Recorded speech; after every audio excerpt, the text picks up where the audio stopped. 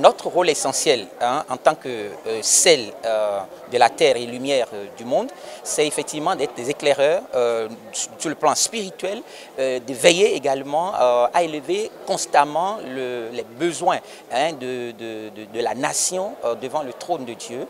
Et donc notre rôle effectivement au sein de la nation, c'est effectivement de continuer à présenter cette nation sur tous les plans afin que Dieu, donc dans sa divine miséricorde, continue de déverser sa bénédiction, sa protection, sa main sur notre nation et que nous puissions, ce que la Bible nous recommande, c'est donc d'être là comme on va dire des sentinelles qui se tiennent à la brèche de manière à ce que Dieu puisse chaque fois avoir son regard sur la nation et continue de nous garder dans la paix, dans la sécurité et dans la prospérité.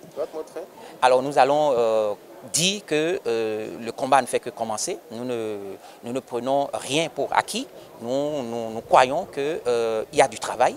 Il y a du travail de mobilisation, il y a du travail de sensibilisation, il y a du travail à déconstruire également les mensonges du camp adverse sur tout ce qui a pu se passer durant les 10 années à venir. Donc ce travail-là, nous savons que nous devons le faire de manière méthodique, de manière élaborée, jusqu'à ce qu'on ait à la fin, au soir de la proclamation des résultats, la victoire sans embâche, sans faille de ce duo candidat, Romia Douadagni et Mariam Chabi Talata. Ce choix est motivé du fait que si nous voyons un peu l'aspect dans l'autre monde politique, avec les partis politiques, il y a tellement de choses qui se passent, mais chez nous, dans la communauté chrétienne, nous voulons rester unis dans la prière pour que notre nation soit basée sur le sang de Jésus-Christ. On a choisi ce duo Talata Romia Douadagni